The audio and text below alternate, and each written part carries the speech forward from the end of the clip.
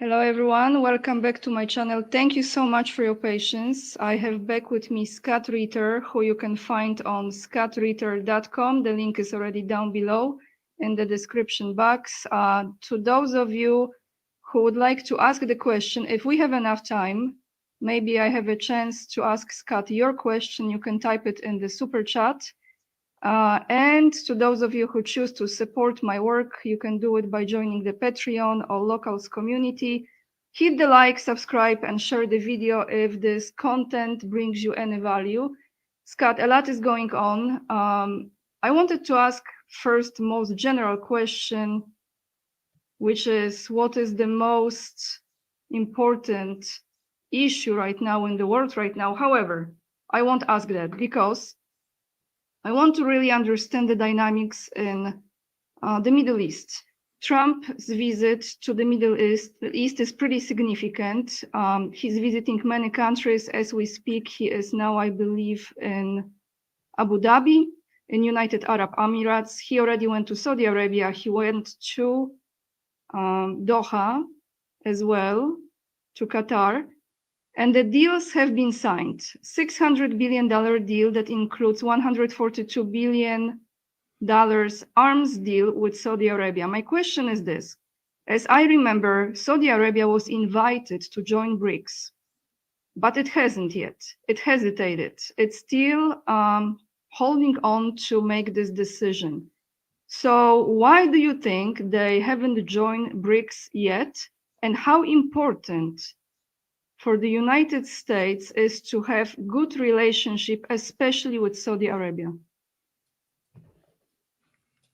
I don't think Saudi Arabia joined BRICS yet because, as MBS told Donald Trump, in the next 5 years, Saudi Arabia plans on being the new Europe, to supplant Europe as one of the centers of importance, economic and cultural importance in the world today. That's the Saudi vision. And Saudi Arabia is not prepared to subordinate this vision to any forum like BRICS. They are interested in engaging with BRICS. They recognize the importance of BRICS, but they didn't join BRICS formally and become a formal BRICS member because they have different plans, different obligations, to themselves. And so that's why they haven't jumped on the BRICS bandwagon. And how important is Saudi Arabia, the United States? Look, the United States wants to disengage from the Middle East. One of the goals and objectives of the Trump administration is to bring about a Pax Americana in the Middle East, peace defined by American priorities, and then get America to withdraw from the Middle East militarily. In order to do that, we need reliable allies. We're looking to the Gulf Coast countries to provide, a bulwark of pro-American protectionism in the region. It depends on what happens with Iran and the direction we're going, but I don't think we're ever going to fully trust Iran. And so we'll always need some sort of bulwark against Iran. Iran is, of course, squaring together with Russia and China, becoming even a more influential player with BRICS.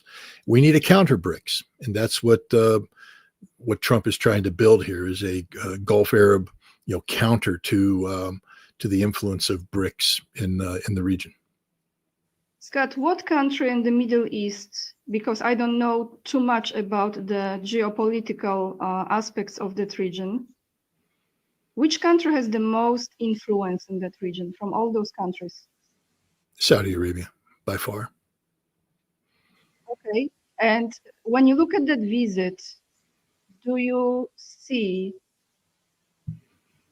find that respect that is shown to Trump as genuine respect? No. These are people who have done their homework. They understand Donald Trump is a narcissist, an egomaniac, and they're playing to that deal. Donald Trump's also a man who has a price, and they're putting the price on the table, signing big numbers. If you look into the details of these deals, there's a lot left that needs to be done for these deals before that money becomes actualized. But they're giving him talking points. They're making him feel good.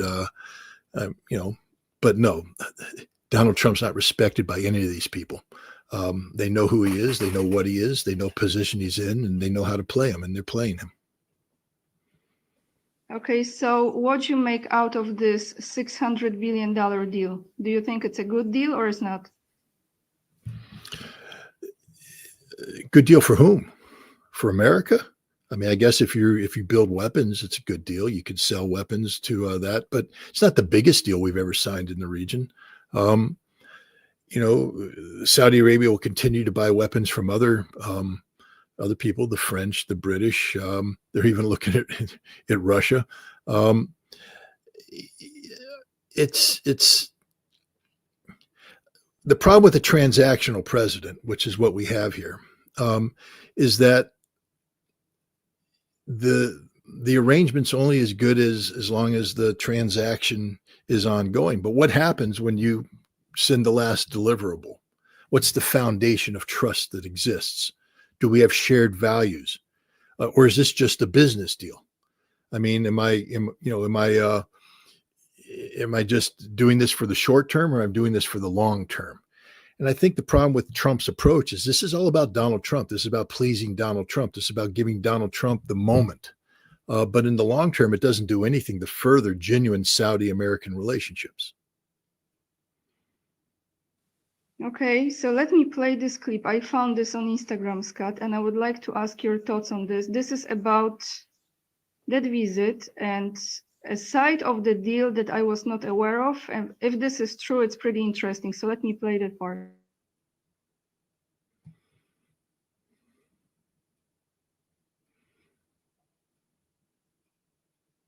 Big just happened behind closed doors. Elon Musk, Sam Altman, Jensen Huang, and some of the wealthiest billionaires in the world all just flew to Riyadh to meet with MBS and Donald Trump. And this wasn't just your average tech conference, because what's unfolding here is a $1 trillion play that could redefine who controls the future of AI, energy, and global powers. And here's exactly what's happening. Trump is pitching a $1 trillion Gulf investment into U.S. infrastructure, EV factories, and AI development. And in return, the Saudis get two things they've been wanting for years: $100 billion in American manufactured weapons, and a US-backed nuclear program powered by American tech that will be built in the middle of the desert. So essentially, the deal is an exchange of cash for technology and security. And it seems like a win-win for both sides. For the US, it's a shortcut to the whole America First thing without spending a dime of taxpayer money. Jobs, factories, and critical minerals all funded by Saudi capital. And for MBS, this is about turning Riyadh into the AI and energy hub of the Middle East. And it's easy to see what US-based stocks are set to benefit massively off of this. And the obvious ones are Tesla, Nvidia, and AMD from the tech and AI side of things, and Lockheed Martin, Raytheon, and Palantir from the defense spending side of things. Something kind of...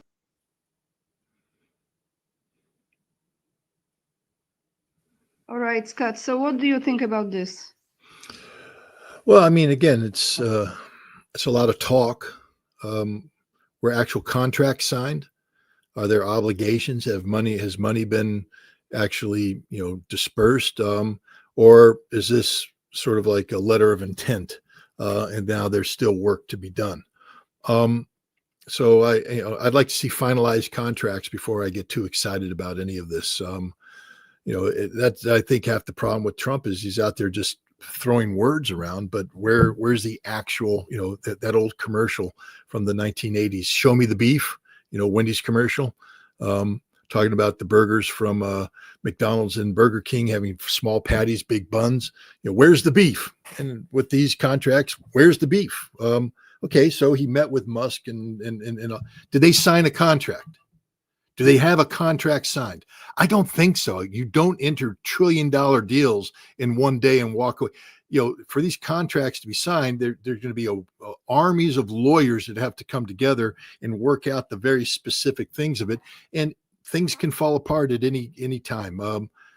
We'll see. That's the problem with Trump, is he's not a substantive person. He's very superficial. Going in for the soundbite, et cetera. But where's the beef? Until I see the beef, until I see a signed contract, until I see money dispersed, I'm going to just wait and say that's just words. So let me ask you about Syria. Why is he giving, I'm quoting, paraphrasing, why Trump is giving Syria a chance? Because Saudi Arabia asked him to. It's important for Saudi Arabia. How does it sit with Israel, Scott? Sorry to interrupt you. How does that sit with Israel? Well, Israel wants this as well. Jolani is singing Israel's tune, talking about normalizing. He's going to give the Golan Heights to Israel, allow Israel to have a certain strategic influence in the south of Syria to control water resources and things of that nature. This is music to Israel's ears. It's music to Erdogan's ears. The Turkish paymaster and organizer of HTS and Jolani. It's music to everybody's ears except the American service member who died when Jolani was a member of AQI in Iraq, fighting the United States. Except for the families of the Christians, the Druze, the Alawites, the Shia, and Sunnis that don't comply with HTS's mandate, who are being slaughtered as we speak. Trump's talking about lifting economic sanctions. Some of those sanctions are tied to the Caesar Act, which is tied to allegations of human rights violations from Bashar al-Assad. How can you lift sanctions based upon unproven allegations and say we're going to do business with people who are murdering as we speak Christian families, Alawite families? Donald Trump attacked. I just want to remind everybody of this, who called Donald Trump the great peacemaker. He's the guy who ordered an attack against Syria, alleging that they had an active, ongoing chemical weapons program. He bombed sites in Syria, he said, are making chemical weapons. It was all a lie. We know it's a lie. But sanctions have been imposed on Syria because of their failure to comply, according to the United States, with their obligation to disarm of chemical weapons. Now Trump is talking about lifting the sanctions. What about the chemical weapons, Donald Trump? What have you done to go in and confirm that Syria doesn't have these? Have you sent UN weapons inspection teams in there? Have Americans gone in there? How do you know they don't have the weapons you said they had? Donald Trump's an idiot. He's a man-child. He's a buffoon. And this is embarrassing as the United States. This is an al-Qaeda head chopper. I believe in diplomacy. I really do. You know that. But I also believe that there's evil that walks the face of the earth. Jolani is as evil as they come. There is blood on his hands that goes back to 2003. Much of that blood is American blood. And he's a man who today is overseeing the slaughter, literal slaughter of Christians, Alawites, and Druze. And our president stood next to this son of a bitch. No, not in my book. How Russia is going to respond to that in regards to Syria? Russia's in a tough place. Russia understands that they do provide a modicum of stabilization in the region. Their naval base and their air base are in the Latakia region, in the area where there are significant Alawite populations, a connectivity with Christian regions, and that as long as they're there, that they can provide some sort of constraint to the abuses of HTS. They also provide a check to Turkish, excesses. So they have to, Russia is playing a very fine diplomatic game right now. If Russia just pulls up and leaves, A, it loses all of its influence that it has in the region, and B, it ends, a vector of constraint. Russia now at least has to be consulted on certain things. So I think Russia is going to stay there and hold its nose at some of the worst excesses and see that if it can play a mitigating role going forward. But this is a tough position for Russia to be in. Scott, what to expect from the peace talks in Turkey between Russia and Ukraine, and some delegation from US, including Rubio? Rubio and Lindsey Graham. Don't forget Lindsey Graham. Oh yeah, that one is. Can I just say, for someone who used to live in South Carolina, I just had this memory flash today, this morning.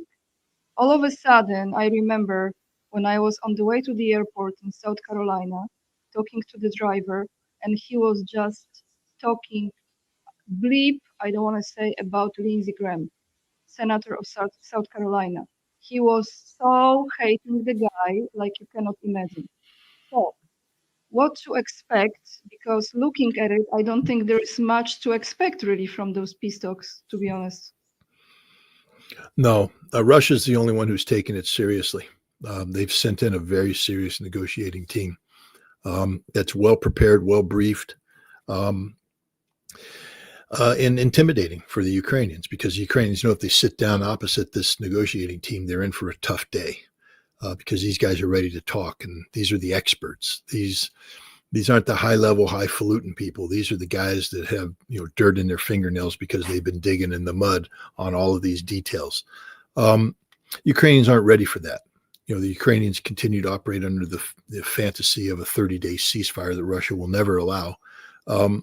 Zelensky, is all over the map, being forced to concede point after point after point. But even at the end of the day, Zelensky can't make the final concessions necessary to have a successful diplomatic outcome. And the Russians have said that this is the last chance for diplomacy. There will be no other chance. That if this effort falls through, it will be a military solution seen to finality. The Ukrainians didn't send a team capable of engaging in serious negotiations. These were all senior people who may not be briefed on the details. One of the things you have to have in a negotiating team is a bunch of guys who know the details that you turn the negotiation over to. I was involved in one of those during the INF treaty where we had a standoff with the Soviets over technical issues surrounding a giant X-ray machine. The big politicians came in and they talked to big politician stuff, but when it came time to how do you actually solve the problem, turn it over to the guys who got their hands dirty, and they solve the problems. Russia has dirty hand guys on their team. Ukraine doesn't have any dirty hand guys. They got big picture guys. And the other thing is the politics of this. What is Ukraine prepared to do? They put all their money into a 30-day ceasefire. They don't have a fallback plan. They're not capable of engaging seriously about this. So, I don't know if they've actually met. I haven't been able to check my Twitter feed for an hour or so. But last time I checked, Zelensky met with Erdogan. I saw that, and there was a press conference, but it was just he was answering in Ukrainian. I couldn't find the English translation yet. Yeah. But I know he arrived and he met with Erdogan. Right, he met with Erdogan for 3 hours, but then he got on a plane to Istanbul. But I'm talking about the Ukrainian delegation that's supposed to be meeting with the Russians. My understanding is that they haven't met with the Russians. They're waiting to meet with Zelensky to figure out what the heck they're supposed to do. The Russians were supposed to meet at 10 in the morning. They pushed it off to 3 o'clock in the afternoon. They may even push it off until the evening. Lavrov has said that this is a fantastical situation. It's not serious. The Russians can't wait forever. I don't imagine. We'll see. Everything's possible in the world of diplomacy and politics, but I don't imagine the Russians hanging around much longer in Istanbul. That they've given the Ukrainians a chance, and they're there. Rubio's there, Lindsey Graham's there. Keith Kellogg is supposed to be there together with Steve Witkoff. Talk about two, Jekyll and Hyde when it comes to policy options. Europe is standing by, having just passed the 17th tranche of sanctions, now preparing the 18th tranche after Estonia's aborted effort to hijack a Russian oil tanker. Europe's not serious. The United States isn't serious.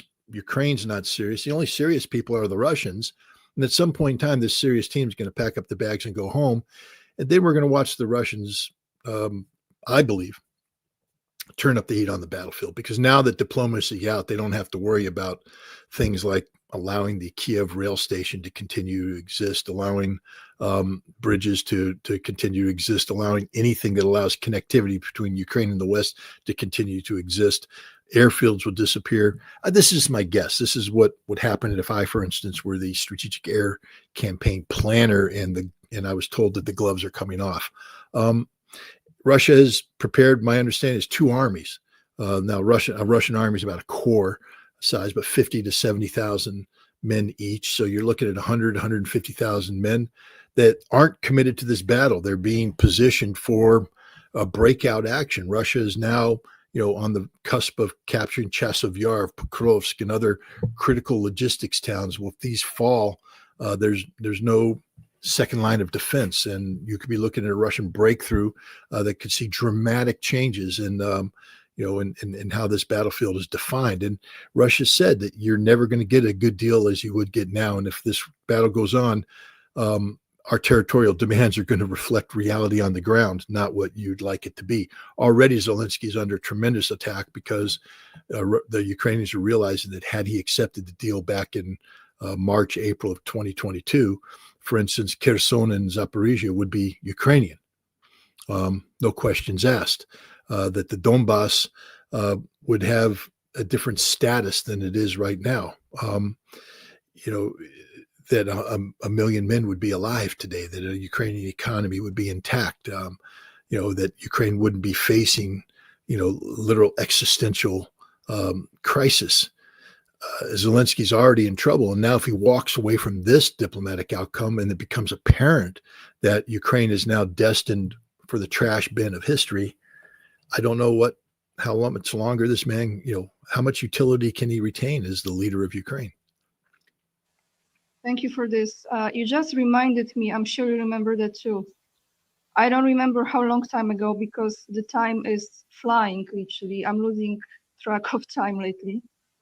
When President of Belarus, Lukashenko, was describing those peace talks before as he was the one who was offering himself in the early beginning of this situation, the negotiator, as someone to bring some calmness and common sense and stability. And I remember he was describing something of very similar nature what you just said, that Russians were waiting and waiting and waiting, and this is almost like the same situation, like deja vu, like you never learn anything, right? You keep on making the same mistakes, and what you're expecting.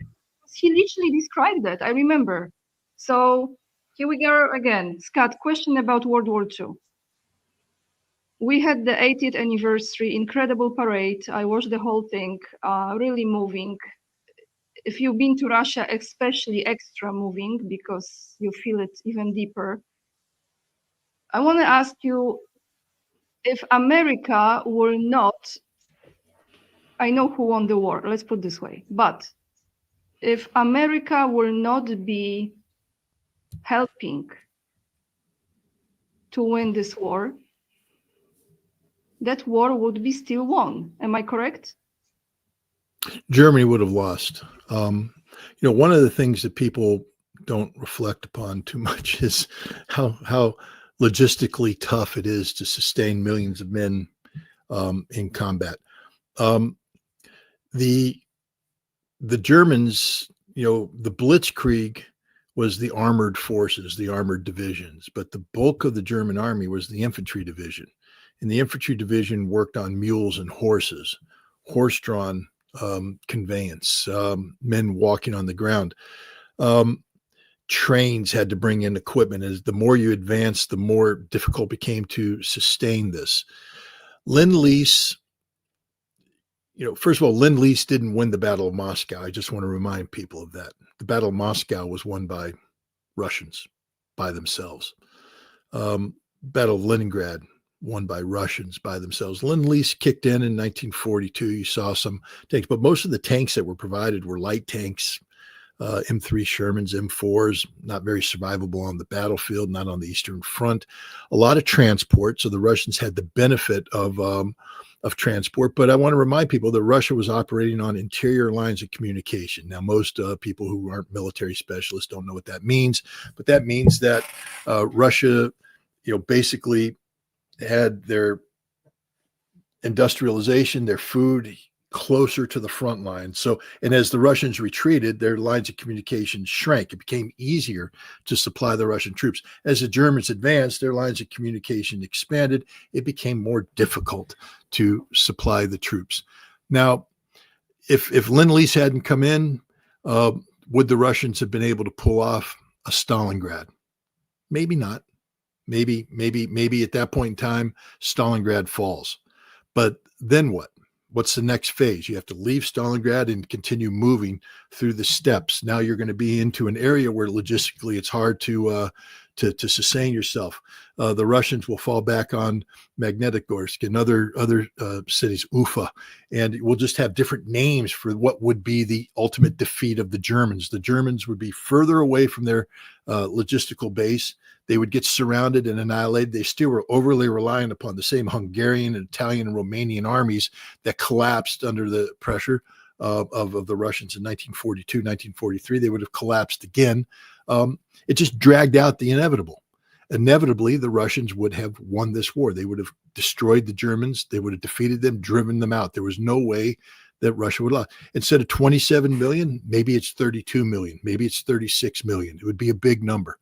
But it would be the defeat of Germany. Germany wasn't going to beat the Soviet Union. By the time we got involved in a significant way, I mean, and the second front that everybody recognizes was D-Day. The Germans were already defeated.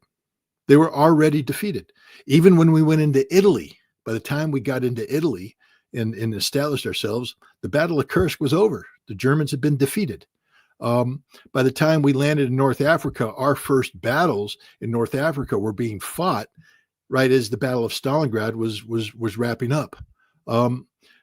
We just need to stop fooling ourselves that we played a significant role in the defeat of Nazi Germany. We played a role. It's not an insignificant role, but the number of divisions that we were fighting, that were facing, they weren't even the best divisions in the German army. The best divisions were on the Eastern Front fighting and dying against the Russians.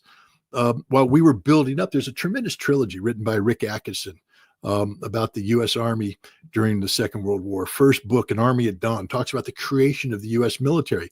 Please read the book. It won a Pulitzer Prize. It's a very good book. But when you look at the timelines that are associated with the formation and the creation of the U.S. Army in 1942, understand that millions of Red Army soldiers were closing with and destroying the Germans in close combat, that the war was already engaged, that the Germans were losing more people in a month than the Americans lost in the entire war because of the intensity of the fighting. By the time we moved into Sicily in 43, the war was in its most decisive points of engagement. By the time we landed at Anzio and Salerno, Kursk was over. I mean, the Russians beat the Germans before we could even begin the sideshow in Italy. And by the time we came across at Normandy, it was already over. The Germans had fought a big advance in the Carpathian region that destroyed many German divisions, but more importantly, sucked, I think, 6 or 7 divisions out of France, out of Normandy, that would have been there for the Normandy invasion, but they were forced to leave and were destroyed. They were replaced with 3 divisions of cripples. The divisions were full of broken men, no equipment, set up to reform, and they weren't reformed by the time we came across the beach. So we had a weakened Germany force.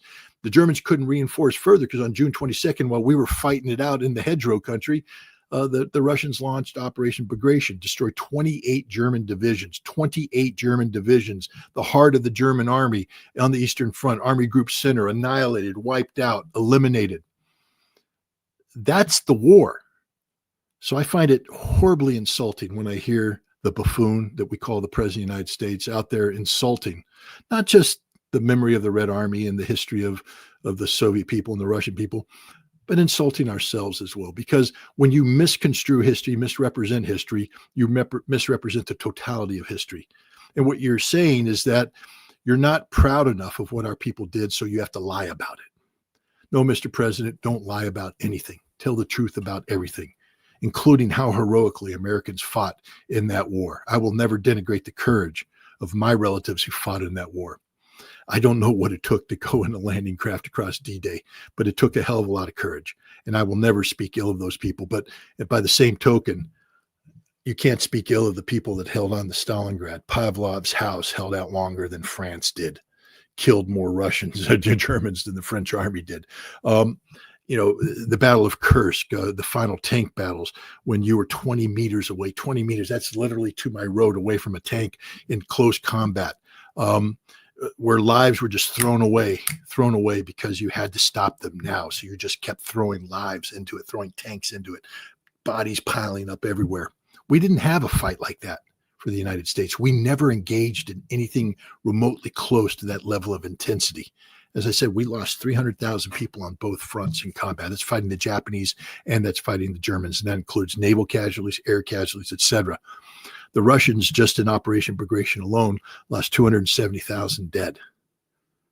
Just in that battle, the battle to save the Normandy front. America has no clue what the Red Army went through, what the Russian people went through, what the Soviet Union went through. And it's an embarrassment that we have a president that puts us in this light because we are attached to him. He is our commander in chief. When he speaks, he represents us. And he's out there humiliating us right now. And as somebody who had a relative who fought in World War II, I am just blind with fury because he's denigrating the courage of my relative. Scott, so who do you think created that narrative? Oh, it's been a narrative that's been created by Russophobes throughout. We just don't want to admit. Look, there was a time when we could tell the truth. Franklin Roosevelt told the truth. Winston Churchill told the truth. Even Harry Truman knew the truth. But then the Cold War came. And as we had to walk away from the fact that we were once allied with Joseph Stalin and the Red Army. And now we had to contain them and view them as a problem. So we have to paint them as an enemy. And to paint them as an enemy, as you paint any enemy, you have to degrade them, dehumanize them, make them unattractive.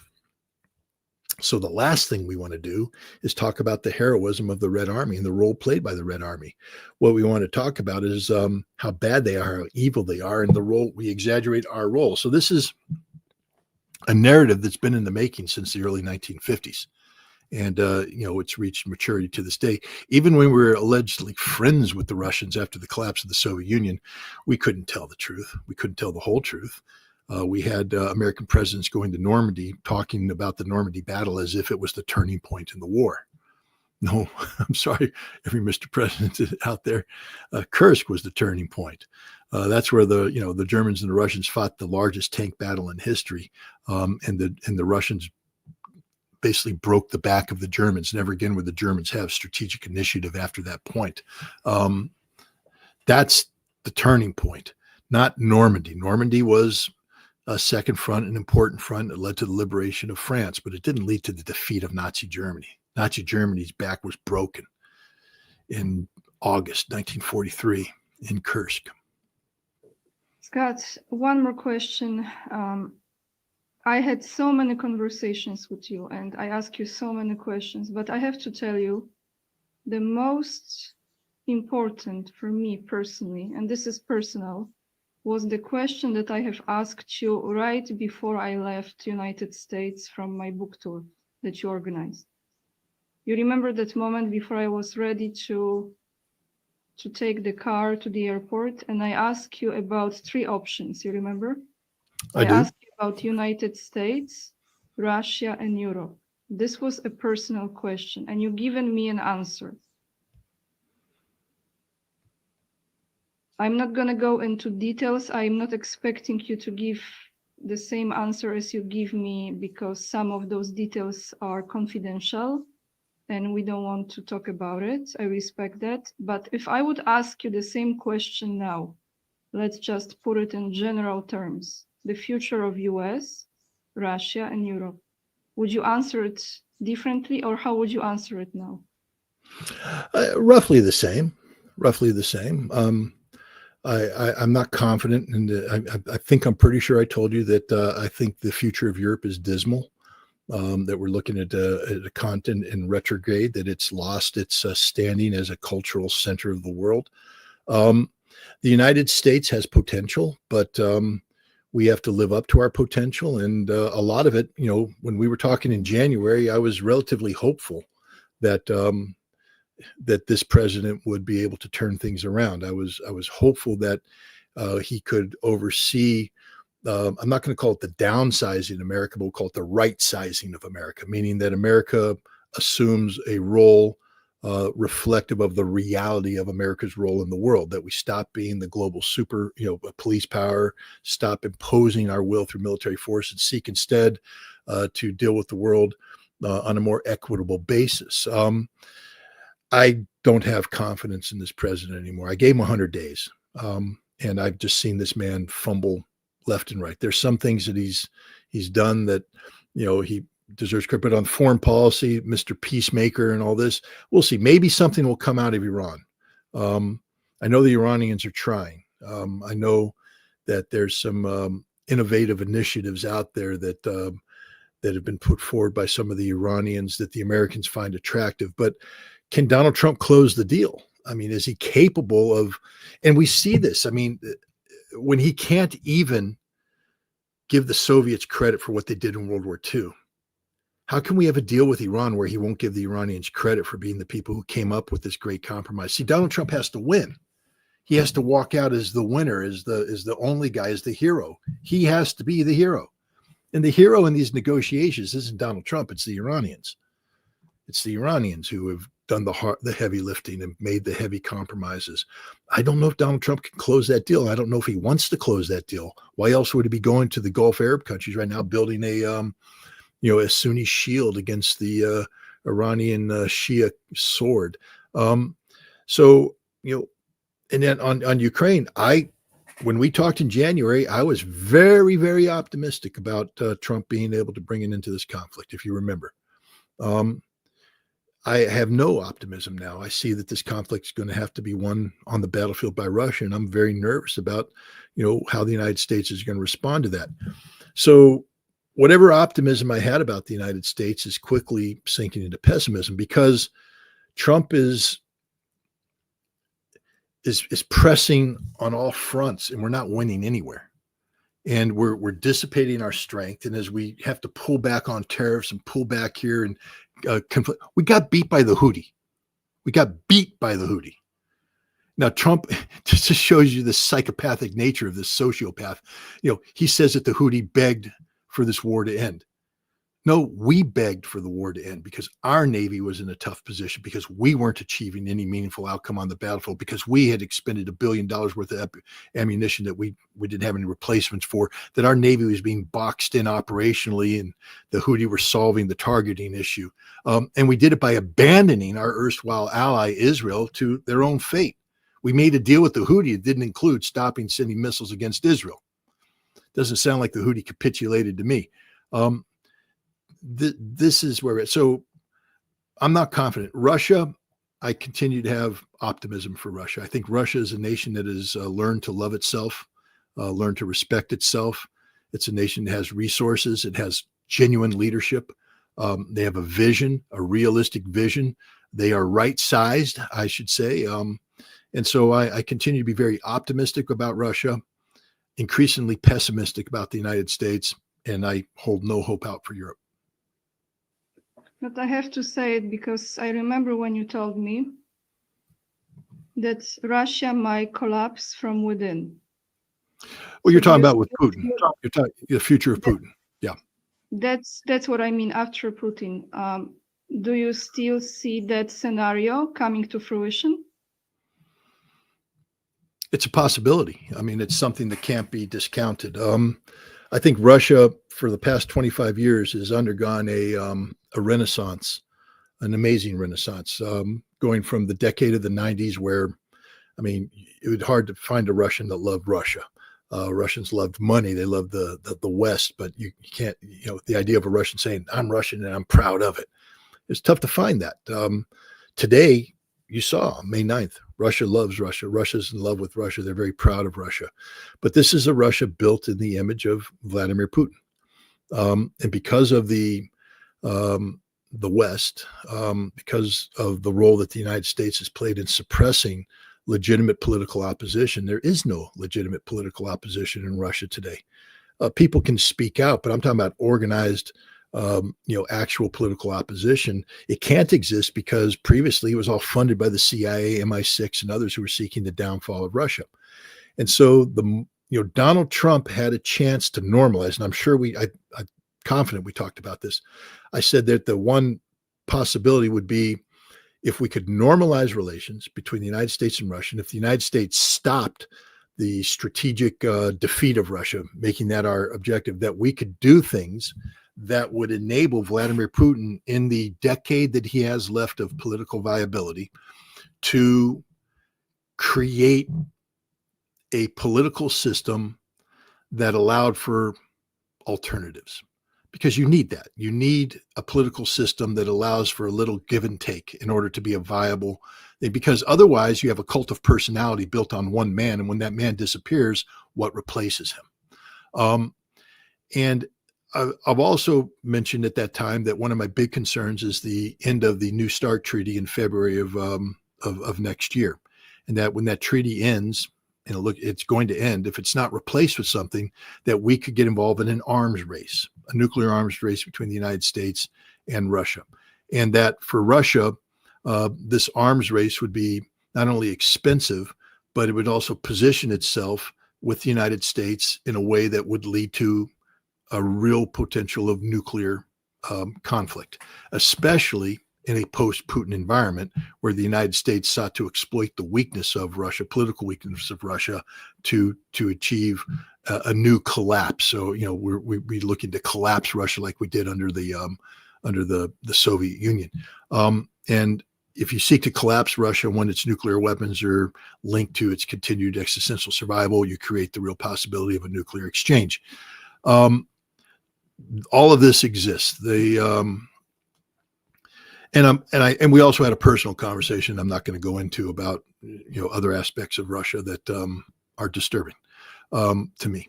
Scott, can I ask you here? I'm sorry, I was just Googling. I wanted to ask you this. Medvedev now, Dmitry Medvedev is 59 years old. Do you think he could be the next president? He was already president of Russia for a while. Do you think he could take after Putin is no longer president? I think Putin redid the Constitution, so that becomes constitutionally impossible. I think the big constitutional changes that were made 2 elections ago that reshuffled Russia, which I thought was good because I thought it would lead to the creation of a climate for a post-Putin environment. It keeps Medvedev out of the picture. So I don't want to, Medvedev is a former president, former prime minister, young man, obviously known.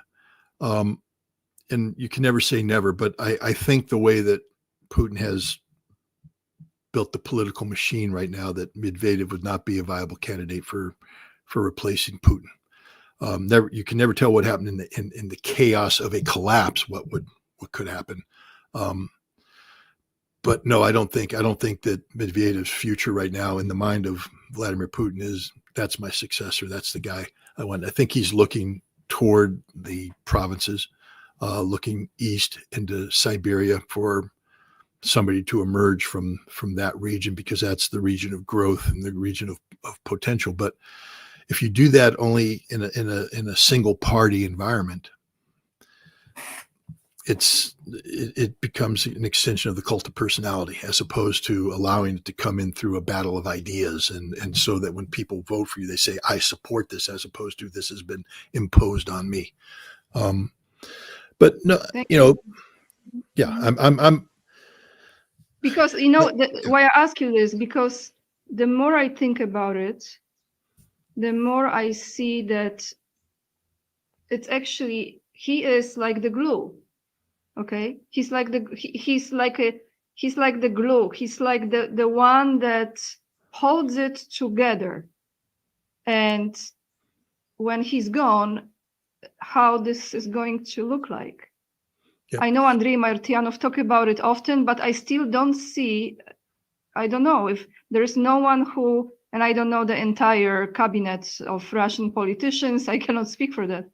But what I'm saying is how this could be, because of course it won't be easy to keep it together as it is, right? I think now we're getting into a really different conversation. How Russia is governed. I don't think too many people understand the complexity involved in governing Russia. It's not a dictatorship at all. The idea that Putin is this all-knowing, all-seeing person, a lot of authority has been delegated to the governors who run different regions. And Putin spends a lot of time traveling there. And if you follow Russia like I do, I actually watch the meetings that they have, and then I take a look at the people sitting around, and then you dig deeper and you find, the work that was done prior to that meeting, what the priorities were of that meeting, what was being done, what Putin agreed to, and you dig in and you're talking about the functioning of a region. But Putin delegates a lot of authority to these people to make that region function as normal. Right now, Putin is the glue that holds all of this together, but there are competing regions. What happens when Putin's gone? Who's going to replace him? What happens if the system? Because right now you have the strength of a personality. It's not just the Russian president showing up; it's Vladimir Putin showing up. Whole different thing conceptually. It's the savior of Russia showing up. That's the difference between a priest showing up at your house and Jesus Christ showing up at your house. All right, priest, man of God, okay. Jesus, well, can't argue with Jesus. Vladimir Putin. We are not comparing Putin to Jesus. I just want to clarify, okay? We're not comparing Putin to Jesus, please. No. I'm trying to just show a constraint. I'm not a very religious person anyway, so I apologize if I am, But my point is, I am comparing Putin to a man who has godlike. People view him in almost godlike fashion. He's the man who saved Russia. He saved Russia. Jesus saved souls. Putin saved Russia. He's not Jesus. He's a man. He's going to die, and he's not going to be reborn. But that's what we're dealing with here. This isn't just a president showing up. See, a president can be replaced. If it's the president showing up, whatever name you put in there is the name. This isn't a president showing up. This is Vladimir Putin showing up. Totally different concept.